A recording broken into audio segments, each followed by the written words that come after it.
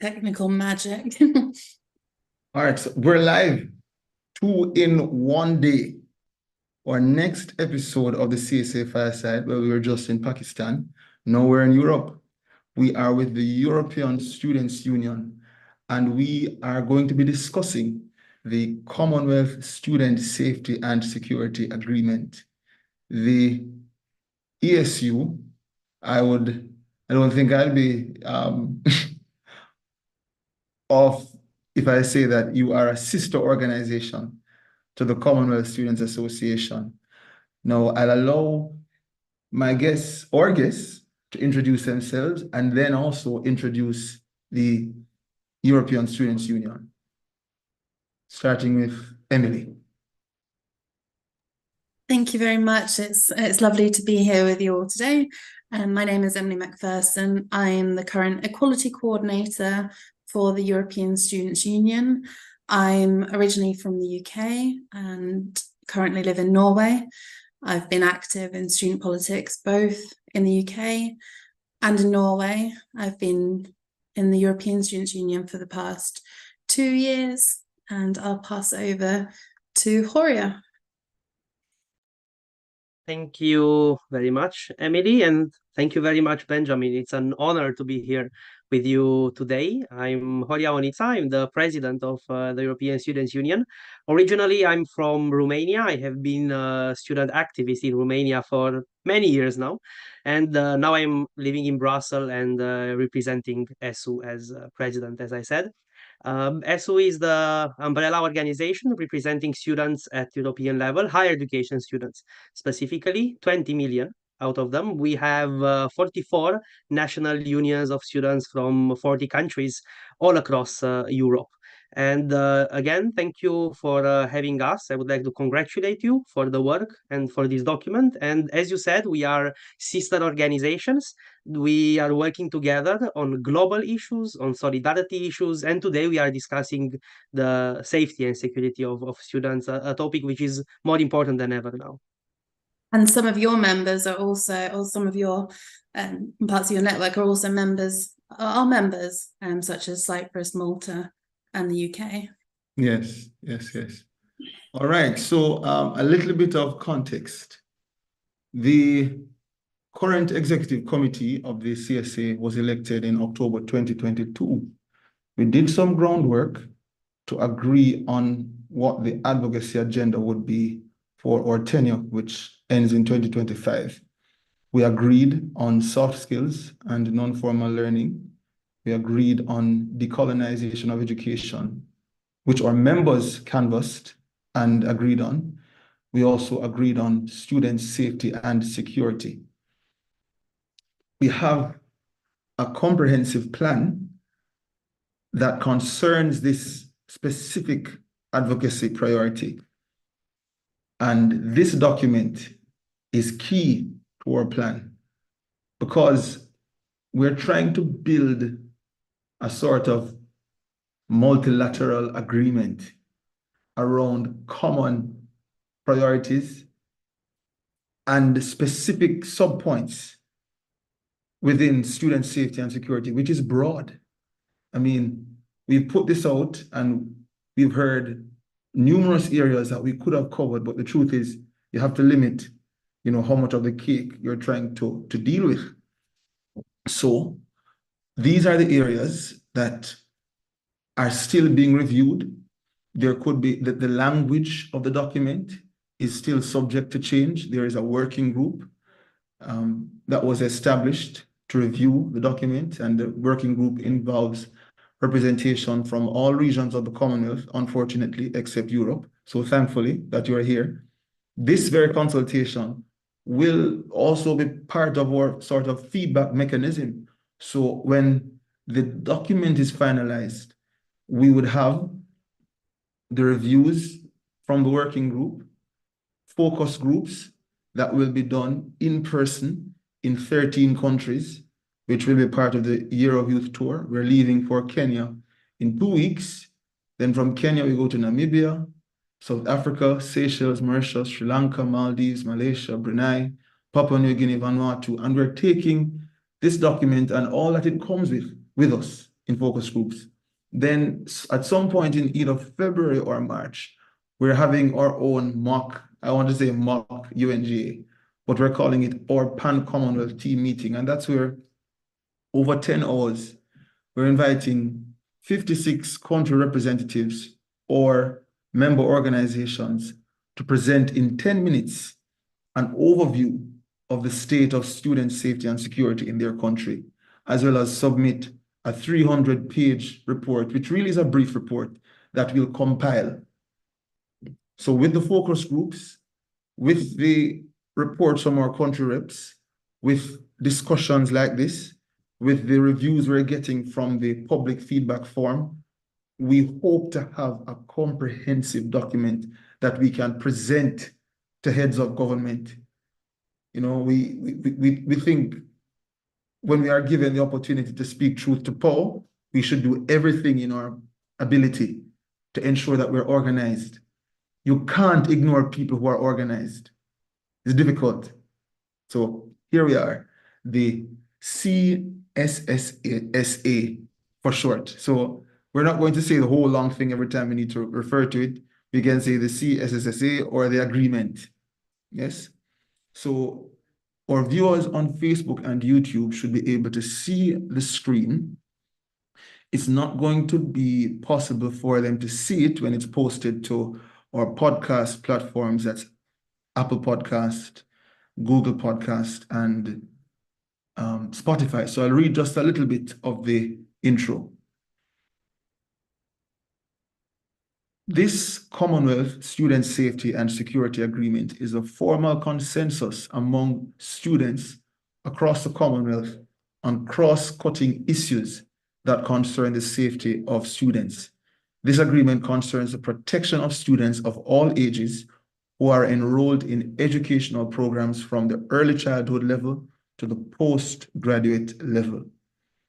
In its initial phase, this document is non-binding on member states. However, it is envisioned that the leadership of the CSA going forward, whether it's 5 years from now, 10 years from now, they won't just drop this document, but they will continue building on it, will amend it and champion this agreement as a multilateral agreement between consenting member states. Quite ambitious, but I believe that it can be done. Legislators, ministers of national security, ministers of defense, ministers of education, higher learning, and youth are equally welcomed to review their procedures, policies, and laws to assess their alignment with the terms of this agreement. As we amplify the voices of 1.4 billion youth and students on this issue who share a common hope of more peaceful societies, we hope that all stakeholders will seize the moment and support our cause. This is actually misnumbered. So there are 11 articles, and while the article is in the body of the document, it's not in the content page. The article that's not represented here is traditional bullying and cyberbullying, which I believe would be Article 11. So our guests, my talking ends here. They're going to provide their opinion and review of the various sections of this document. But let's start with a broad question. What were your thoughts when you scanned through this document, Emily? Well, when I look through it, like there's a lot of things that we have in common, and that the challenges we face across the globe as students is really, really similar. And then there's some things that are distinctly different, and we do deal with it in a different way. And my role is equality coordinator, so I've been working on equality in education and in inclusion, and we work on gender-based violence. So it's some really, really important things. That is the core value of ISU, is equal access to education. So I can see that all the way through here. It looks like a really, really strong document so far. Thank you. Horia, what were your initial thoughts, just glancing through it? Yeah, thank you. Firstly, what an extensive process of consultation. Congratulations and well done for that. I was amazed to hear how many consultations you had and you plan to have in the next months of the document. I would concur with Emily in the sense that we see common challenges, despite, of course, different contexts. That's expectable. So we as Europeans are privileged in many cases. This is not in a way to say that things are perfect in our home, to say so. Far from that. But in many cases, it's a matter of privilege. So things in some elements may vary.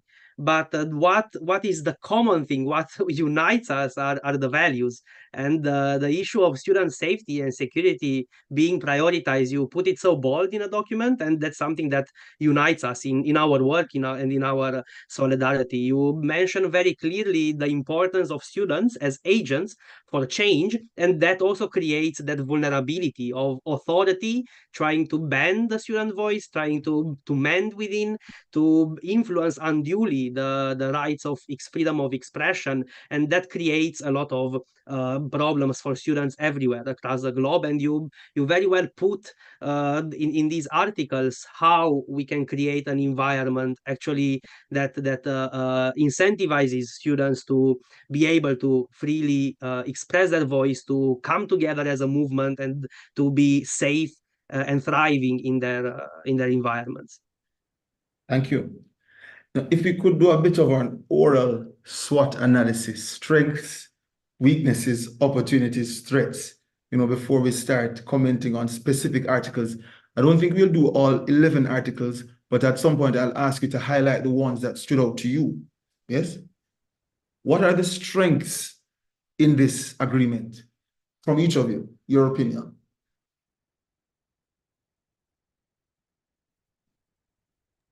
I can start, and I can pinpoint the fact that you were able to have a comprehensive view. So firstly, we see these articles, and they may seem as different points that are not related to each other, but actually there is a red thread among them. Some elements that go beyond and talk about the collective of student movement and safety as a broad concept. However, the advantage is that looking at the issues, you are not only broad in terms of the horizontal level, the topics, but you are also specific in the vertical element. So, for example, looking at gender-based violence, we also have a policy on that, and I'm sure Emily will go deeper into it. Or looking at issues related to peace resolution, etc. This is something that transpires along the articles and also gives concrete solutions related to education, solutions related to what the state should provide, but also the limits of the state in terms of where the responsibility ends and the institutional autonomy should be in place. So I see this advantage, and also there is clearly the advantage of these documents stemming from experience. It's not something that is built in a laboratory, to say so, of some people drafting together some general policy recommendations. We see the experience of student leaders and members of the student movement actually encountering these issues in their institutions, and coming with not only relevant but suggestions that are reality checked in a way. So that's something that I would pinpoint now as a clear strength from my perspective. Thank you, Emily. I completely agree. You can tell that it's been written by a broad range of people, and that it can be applied in different contexts because it's not written too specifically. So it takes into consideration the variety of different contexts that students are in, and it is very much from the students for the students. I think the only threats are like from the outside, from looking at, what is this something that the leaders that the member states that you're presenting this to, will this take this on board? But that's always a threat in what we're doing. But it's also making sure of the safety of the students here. It's really all the way through it. It's by student activists for student activists. So I think there's a lot of opportunities for this document, and it'll go far, I think. Well, I would like to highlight an opportunity, which is pretty much an opportunity of collaboration, because I have been swooning over your website. And I came across this document months ago. Yeah. I haven't had the opportunity to read it entirely, but I shared it with the working group. And you see the common cause shining through. This isn't a Commonwealth issue. This isn't an ASO issue, an Oakland issue. This is a world issue. The numerous case studies and examples of students being victimized, harmed, the excessive use of force when students are in peaceful protest. Yes, so that's definitely an opportunity. So let's zoom in a little bit. Yeah, so looking at this report, I mean, this is a report written by the Norwegian Students and Academics International Assistance Fund, who work very closely with our Norwegian members, the National Union of Students in Norway, and they co-funded this report, Students by Day, Rebels by Night, because every year they have a different campaign relating to this, and that every year it's something relating to a really, really hot topic. This year it's about funding of higher education. Last year it was about academic freedom, and 10 years ago they had a campaign about students at risk. So it's taking those, as Horia mentioned, those students who are agents of change, who are at the forefront of their activism, often peaceful activism, who are persecuted for this activism. And this was highlighted in that campaign that year. And out of that was born the program, the Students at Risk program, which we've had in Norway ever since. It takes in about 20 students a year, so that students from anywhere in the world are able to come and finish their education in a safe environment in Norway, so that they then can be better equipped to be those agents of change. And many have gone back to their countries and helped build governments. And some of them have to stay in Norway, some of them go on to further education. And off the back of that Students at Risk program, we've also had a German Hilde Domin program, which has a broader intake. And together with our national unions around Europe, we've been trying to work on a European Students at Risk program. So last year, Finland was granted funding for a similar program. Switzerland also has one that they're working on. And it's something that we're trying to spread out into the world, because there's only so many people that can come to Norway, for example, and you have to have certain English proficiency, or you have to know Norwegian, and so it can be quite challenging. We've never managed to help all the people that have been nominated for the program, so we're really in need of, you know, Spanish-speaking countries and creating networks between our countries in order to support all of these students, because unfortunately the situation is getting worse and worse. So that's something that maybe could be a part of this document, that's some, maybe not, it doesn't have to be called Students at Risk, but talking about some sort of mechanism for student activists to be able to complete their education, whether it be in a neighboring country or whether they have to fly halfway around the world to Europe. Finding ways of doing it, need mechanisms for practical ways. Because I mean, it doesn't get more practical than actually putting in a different classroom in another country. It's superb. Yeah. Sorry, it's one of my, like, not my children, but it's very close to my heart, because it's such an amazing program. I mean, there are things that can be done better, but hopefully that's something that we can take on board here, because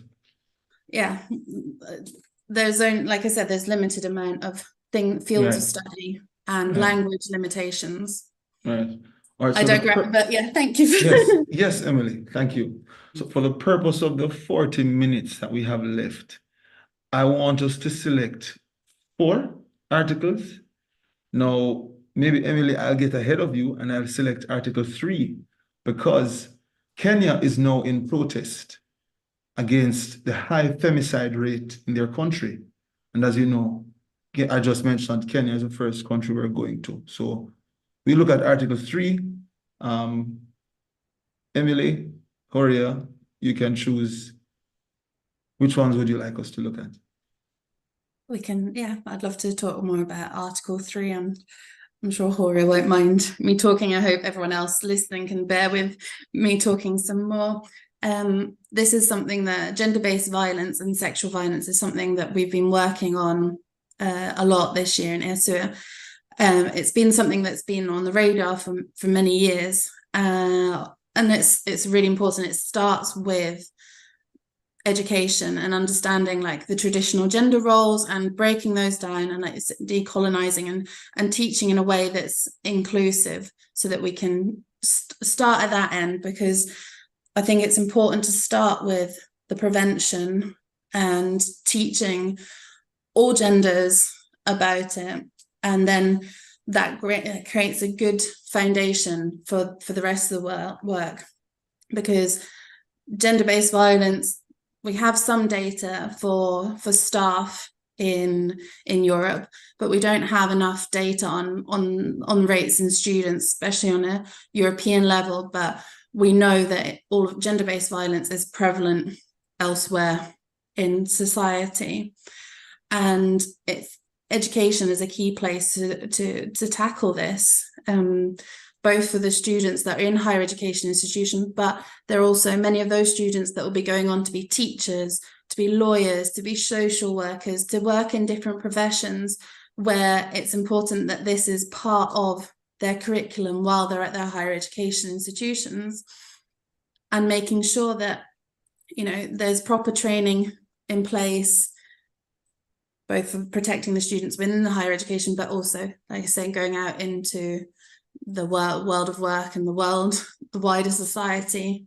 afterwards. Emily, and it's also, yeah.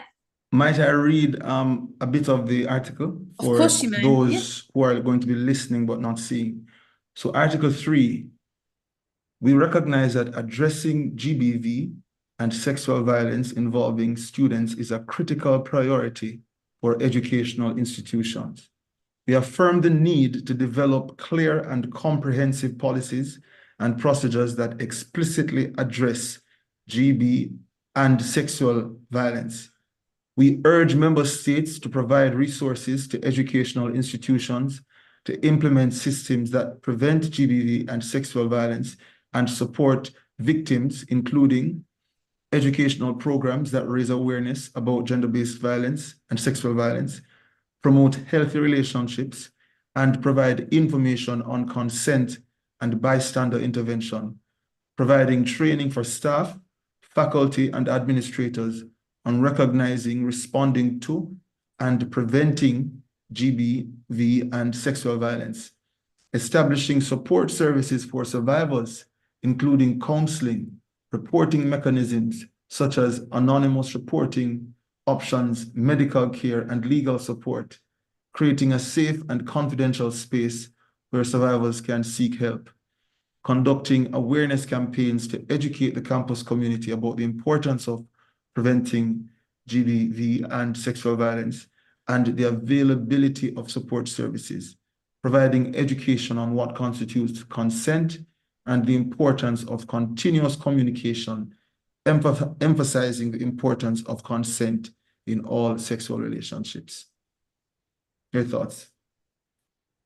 Thank you. Apologies to the podcast listeners out there. I'd forgotten. This is very much in line with our policy paper as well. It's, you know, it starts in in kindergarten, in the first level of education, teaching about consent, you know, saying no if you don't want a hug, and understanding at every different level what consent is. It starts with the prevention and moves into the protection, like we're talking about here, and the victim support, and making sure that there are services freely and readily available for anyone that needs to, and that they have really good support in place. And it's about the data-driven policy making, so that there are good policies in place. So I think this is a really, really comprehensive chapter that looks very similar to what's been done by the Council of Europe and the UN and their guidelines. There we also worked quite a bit with this EU-funded project called the UNICEF project, who have mapped out academia and higher education institutions across Europe and the policies and the legislation that's in place and data from it, mainly on staff but also on students, and they've developed a really useful toolkit that can be used, that we used in the writing of our policy paper. But I really think you've looking at this, you've covered every aspect, and it's a really, really key thing, because this is a key area of safety. Everyone should feel safe on campus. Indeed. Do you have any comments, Soria, before we move to the article that you want to highlight? No, it's fine. I think we can, in order to cover as many Yes. as possible, I think Yes. we can move to another one. So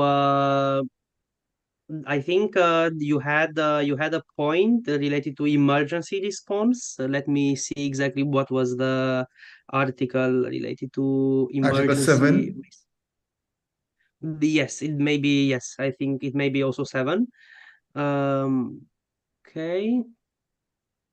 But we can talk about use of force as well. It's a very delicate issue, and related to the use of force. For example, you mentioned elements related to the role of law enforcement, civilians, security forces, etc. This can it is the nuances are important here, because looking from our experience, this can go both ways. It can go as a matter of increasing the safety feeling and increasing the safety perception and the safety overall, but it can also create dissatisfaction and mistrust and fear from students to express themselves. And that's why I think it is important that you emphasize the role of cooperation between students and student representatives and law enforcement authorities, in order to create an environment which is safe for students and not one which creates additional pressures for students. For example, we had issues in Greece related to the students refusing the presence of police in campuses, because it was perceived as a limitation of the institutional and the campus autonomy and safety. And of course, it is a matter of how it is implemented and different perceptions related to this. What is also important that I would mention as suggestions, for example, in the area of surveillance cameras, the importance of data protection, and not using this as a means to, in a way, survey student activity. And also in relation to law enforcement, it is a very delicate balance from when the law enforcement activity is proportionate and disproportionate. For example, related to the techniques to basically address protests, and also related to grounds for sanctions. For example, you mentioned the rule, unless the words of or conduct of student specifically encourage harm. And now maybe I'm also looking from the lawyer perspective. So there are two legitimate, in a way, principles put in balance here, and in most cases than not, these are weighed against students. So the authority, by having the authority, needs to be very careful and very reluctant to use punitive measures or to use extraordinary measures, because the balance can tilt very easily into disproportionate actions. So while you pinpoint these elements through various sub articles or points in Article 7, this is a point where on which I would emphasize this kind of mindset, not because the framework is not good, but because it can be very easily justified in a wrong way for students. So that's a point where I would be cautious, and I would be very careful how it is worded in order not to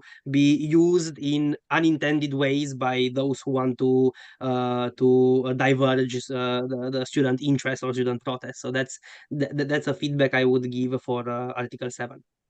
You know, in learning more about the Commonwealth and how student activism operates in different countries, there are times when I don't want to use the word student because it almost sounds elementary. People don't remember that we're also dealing with adults who take up arms and adults who will fight back. And in some countries, there are people who attach themselves to student groups who have long passed their last place of school. You know, they may have graduated 10 or 20 years ago, but because of the activism that is involved, that sometimes is political in student organizations, they attach themselves, and it eventually becomes a breeding ground for violence and for force. So when we're talking about use of force, we're not just talking about the goody two-shoes students who want to do good. We're also talking about people who want to mask themselves behind an academic or education-related agenda. So you're cautioned to be careful that the language isn't, they aren't able to use the language for their own agenda. We receive that well, yes. No, and you are totally right. And indeed, there are different contexts, and it's important to create recommendations that are applicable in various scenarios. And fortunately, in our case, we are not dealing with such kind of examples. While I acknowledge they are very unfortunate, and they are present in other parts of the world, of people instrumentalizing the agenda of the student movement and proclaiming themselves to be student representatives while they are pursuing different agenda. That's unfortunately a reality that exists in certain parts of the globe, and that's something we need to strive that it doesn't impregnate and it doesn't deter the legitimate and meaningful agenda of students. And that is also linked with the topic of armed conflicts that you also have another article on.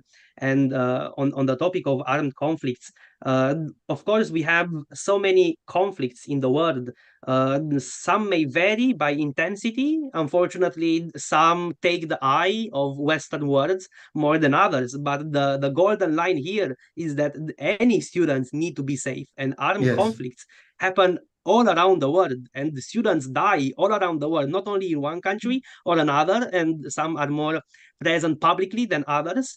And the way you approach this in terms of the need of safety and resilience in terms of protecting students and creating safe school zones. And we also have a declaration on this, on safe school zone needs to be actually implemented, and all countries need to pay attention to this, not only selectively, to say so.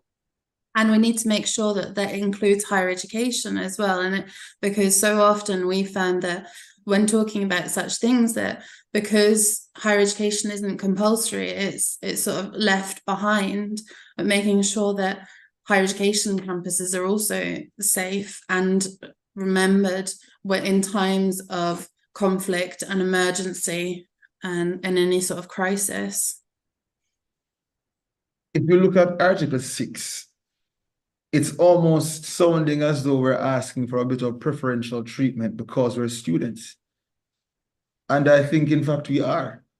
I think students don't necessarily need to be treated as quickly with force as the average citizen. I think, to some degree, some room for redemption should be given before they respond. So at 6.4, for example, we acknowledge that there have been instances of students carrying out school shootings. That is something that we can't go around. But at 6.2, we say we are aware that some student-led protests may escalate into violent clashes with law enforcement or counter protesters, where students may carry weapons, including makeshift ones. We're saying, don't respond to these conflicts with immediate force, manage such conflicts with non-lethal means, and communication is crucial to prevent injuries. In a sense, I think this should be adopted for all conflicts, but we are arguing that the nature of student representation and student issues requires that some special provision be made for these spaces, because we're trying to maintain them as safe spaces. We want to encourage democracy among students. And the truth is, many of our students are young people who are still developing, are still learning. Some may just need more guidance. So we are, in fact, asking for a little bit more discretion to be applied when we're dealing with student issues. What's your take on that?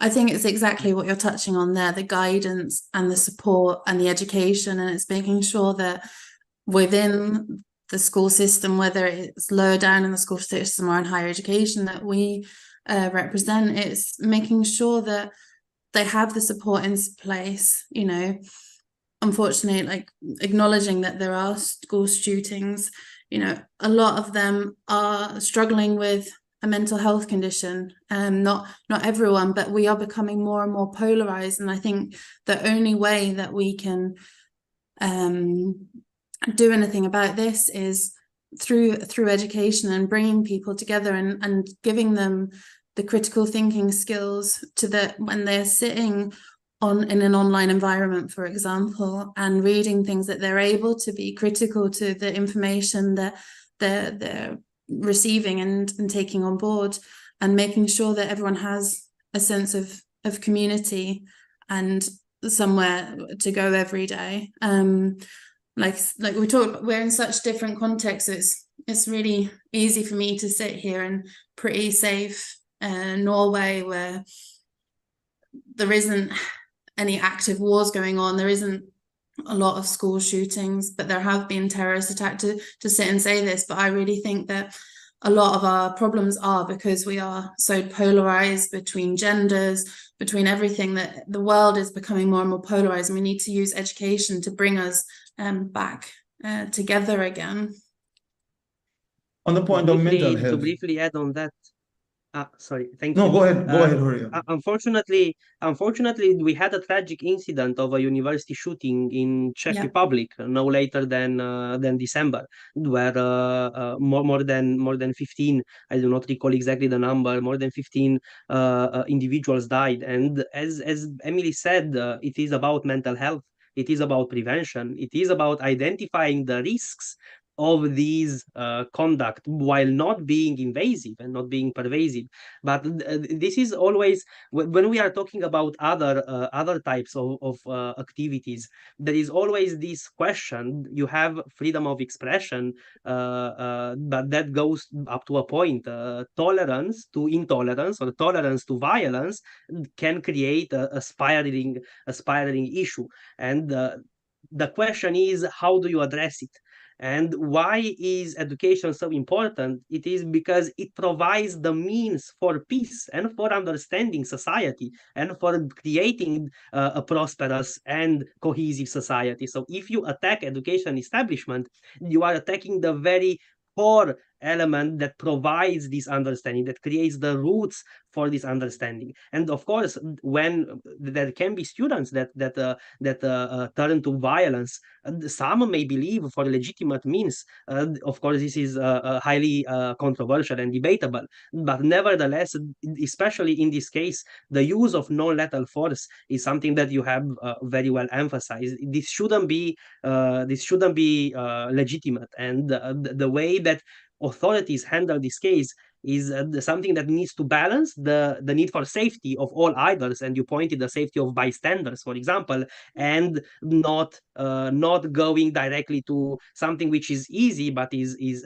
extremely risky in terms of combating this violence with more violence. So that's only a spiral. And like you mentioned there in 661, it's talking about the root causes of conflict, such as social and economic disparities, discrimination, or mental health issues. And like the huge thing for students is the economic part, the funding of both the higher education in general, but also like the personal funding on students. They're in such precarious situation, and that, you know, affects your mental health and your well-being, and you're forced into unsafe situations perhaps to be able to survive. And we want students thriving, not just surviving. You know what? One direct takeaway that I'll be putting forward to the working group is actually an article on mental health. I think it is so important that it deserves its own section. Yeah. You know, we had once an interview with some students from Brunei. Brunei is a very peaceful country. But when I asked the president of the University of Brunei what he would do were he Minister of Education for a day, the first thing he said that he would address mental health. So there are countries where things are, they're not seeing necessarily armed conflicts. They're not having protests, but mental health as part of health and wellness and part of student safety, where students feel safe, deserves, you know, deliberate attention.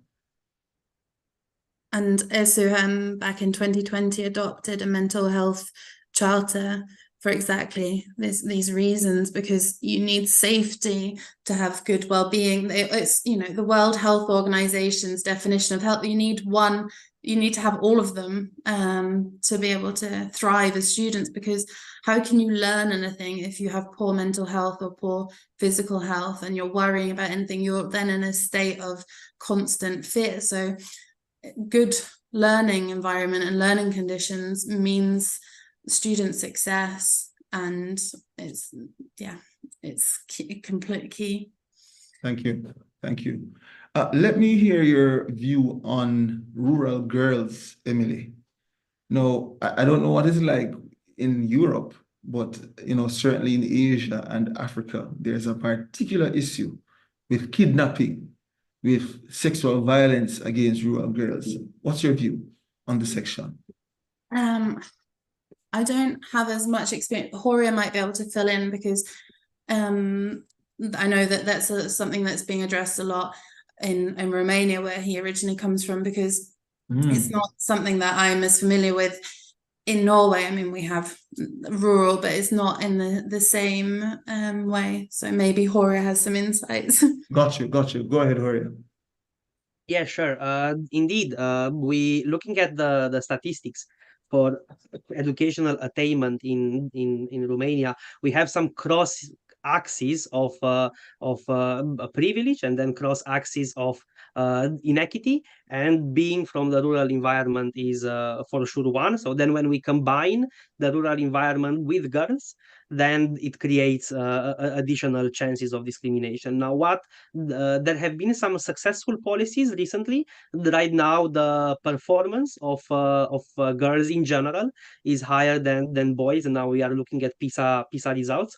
Yeah. But there is, of course, the issue of access, and especially in rural environments, both girls and boys, they are prone to work home. They are not accessing education in those numbers, because the whole economic model of the family is that they need to provide care and to provide work in the environment. And this then when we are combining it with gender-based violence, it creates additional issues for rural girls. For example, a program that the Romanian government will start soon is the First Student in the Family, which basically targets those communities where nobody in the family has a previous higher education attainment, and this, of course, impacts disproportionately large, in a good way, students from or young children from rural area, and this applies for rural girls as well. And that's something that across Europe we're looking more and more, and there's more and more research going into looking at first generation students, is because you're the first person to go, so you become sort of in a limbo. You don't quite fit in your academic environment, and you don't quite fit in at home anymore. It's giving those tools a bit of a side track there, but it's a really important aspect looking at the belonging in higher education. But the things that you've written in this article look really, really useful and really important. You know, education is key, and making sure that there's good facilities for all genders to be able to go and use the bathroom. Something menstrual hygiene. I was just about to get into we've worked a lot on menstruation as well, and period poverty is a huge issue all across the world, and it's making sure that it's just as normal to have period products as it is toilet paper. And again, like with the mental health, breaking down the stigma around menstruation and periods, and talking about it more, and that everyone is taught to understand and get rid of that shame that some people can feel about it. And it's a really, really important thing. And I think that's a huge thing for for gender equality is the period poverty and the stigma around menstruation. Horia, you said that Europe, ESU represents 40 countries in Europe? Yeah. Okay. Yes. I think often when we think of Europe, we think of the UK, France, Germany. We think of the bigger ones, but forget that there are many nations in Europe. And Europe is in itself also diverse. I think Europe, and this is my personal opinion, I'm not a professor on history or anything. I think because there were European actors instigating slavery and colonialism, all of Europe has been blanketed with a certain label. And so even global South countries forget that there are countries in Europe that also share issues with the global South. Yeah. Right? Period poverty I is think not that's... limited to the global South. For example, go ahead, Horia.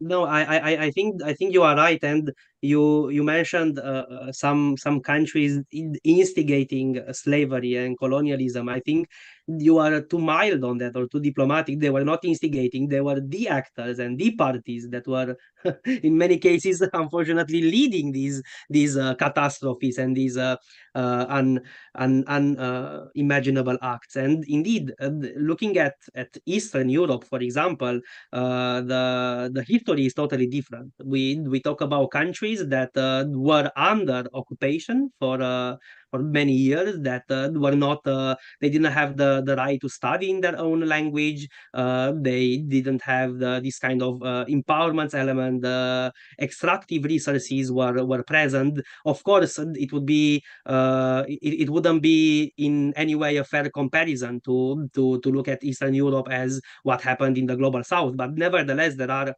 some links there, and there are some obvious disparities that are still present now between many Western and Eastern European countries, even though the decalage, the difference in terms of economic outputs and in terms of educational outputs, etc., has in the last years has diminished a lot, in many cases through the help of the European Union funds.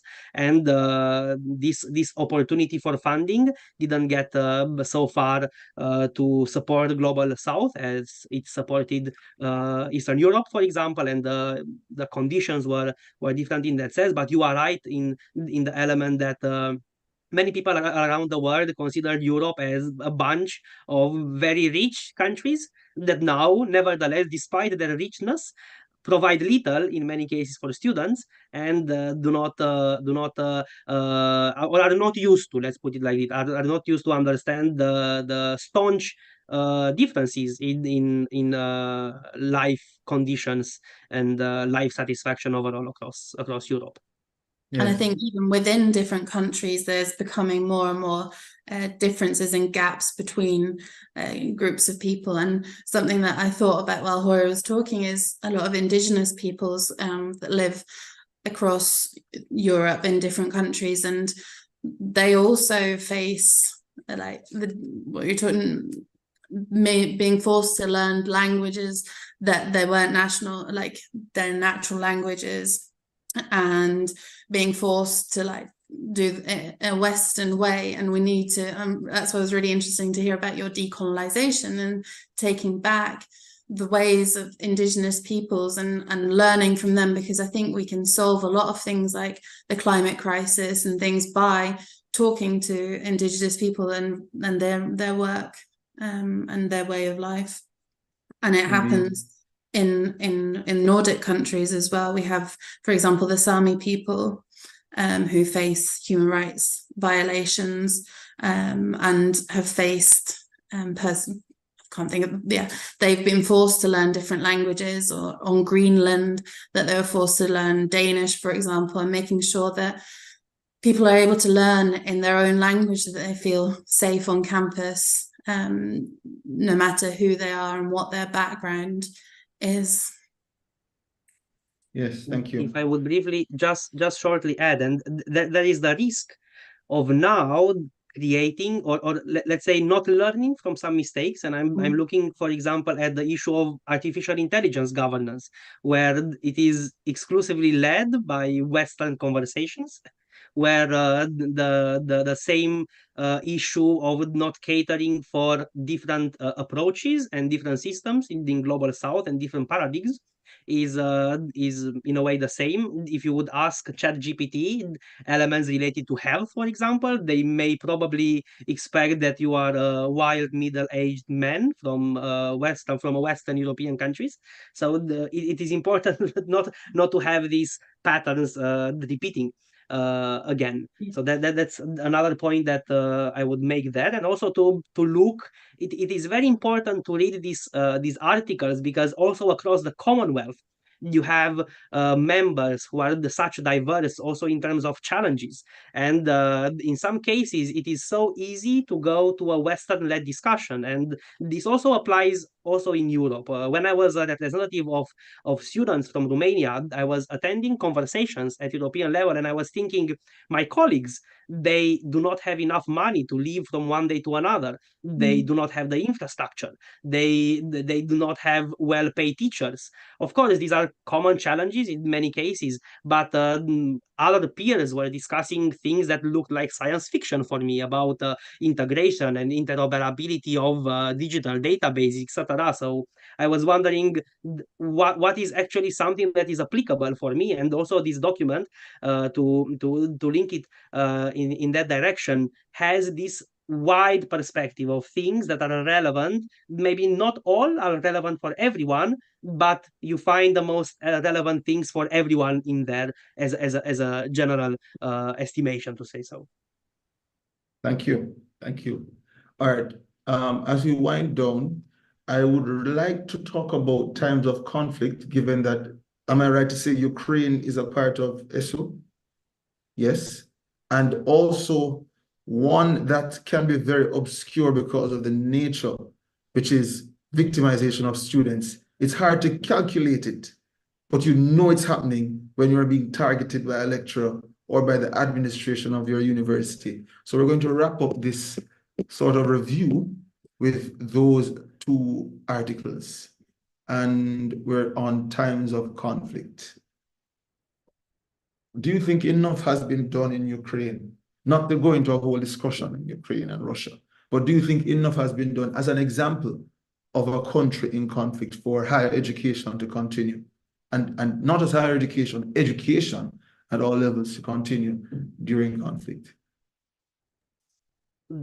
I would start by saying that the difference in the first element was that it seemed, I don't want to go into this conversation too much. It was easier to integrate Ukrainian students and Ukrainian refugees because the authorities were much more open than, for example, the refugee crisis in 2015. And the view of the Russian aggression, Russia was an aggressor state for many Eastern countries. So many Eastern countries were very fast to provide support. Of course, if we ask whether this support was sufficient, I would say it's far from reality. And right now, even in Council of Europe, the structures, we are discussing how we can create better systems for education in emergencies, because there was an emergency in Ukraine with schools, higher education institutions being bombed, with students being displaced from one part of the country to another, or to other Eastern European countries or Western ones, and we saw that we were not prepared. And it is important to look at these emergency response plans in a comprehensive way. How do you ensure student participation? How do you not only ensure the continuity of education, but the safety and well-being of students? How do you recognize the qualifications? There are so many implications, and the students have been extremely vulnerable in this. We had decisions. Again, it's not our point now to comment on the decisions of the Ukrainian military, but certain categories of students, even international students, were not allowed to leave Ukraine. They were stopped at borders, and then again they were in a very precarious situation. It was a very complex unfolding, and what is very important for us is that there is not a fatigue, that the authorities in the European Union and beyond do not get tired of providing support to the Russian aggression and do not go out of pace. And unfortunately, we see that there is a risk for that. And for sure, education will be one of the easiest ones to fall in these cases. Yes. So Yes. we are very much following that developments and advocating for additional support for students in Ukraine. One comment on what you've written here, just to add on, is looking at those that are already vulnerable students. So the women and girls, LGBT people, disabled students, all of those groups that already are vulnerable, making sure that they're taken care of in times of emergency, because it's making sure that that is included as a point in this, to make sure that, because we need to move to an equitable approach and make sure that, you know, we have special measures to make sure that they're included and not forgotten about, because they are extra vulnerable in such times of crisis. I'm making a note of that as we speak. But a light bulb moment which went off as Horia spoke, which really isn't a light bulb moment, it should have come to us when we're drafting, is there's no language on refugees. What happens in times of conflict? People are displaced. Yeah. So, I mean, fortunate you are here and you're giving this kind of real feedback for us. It's the process of making an inclusive document. You know, you think you've thought about it all, but then somebody just looks at it and say, hey, refugees, mental health, special groups. It's so great that you're having so many different sessions to be able to get that. And that's what's so beautiful about the student movement as well. It starts off and it has to go through so many different, or it should go through so many different instances to be able to make documents even better, because like you said, we are not representative. I can't represent all 20 million students. I represent students like me and can try and work on behalf of students that aren't like me, but I don't have their direct experience. So that's why it's so important to get so many different people involved. And we really appreciate that we've been able to give our input. Thank you. Finally, on Article 9, victimization of students, let me just read a bit of it here. We are aware that student activists may face harassment and intimidation from various quarters, including authorities, peers, or those who disagree with their causes. This can manifest as threats, online abuse, or physical intimidation. We are firmly against retaliatory conduct cloaked as disciplinary action by academic institutions such as suspension, expulsion, and unfair academic treatment, such as prejudicial grading of assignments or reduced deadlines. You know, how do you really catch this? How do you catch a lecturer in the act? It's hard. And like when I was reading this, I was thinking it starts from quite subtle, like, you know, I've never experienced extreme things, but it's the more subtle, like unseen things where you can tell they're not really happy that you're spending so much time doing your student activism. Or as a disabled student, it's like, well, you've got time to do that. Why can't you spend more time on our work? And like, it is from the like really like subtle micro aggression things to the extremes persecution and yeah, this is a really important thing to address in this paper. Yeah, and I mean, I believe it's quite personal to all three of us on this call, because this is what we do. Coming out with a document like this, saying that we're going to different countries that could potentially refuse us at their border without giving a reason.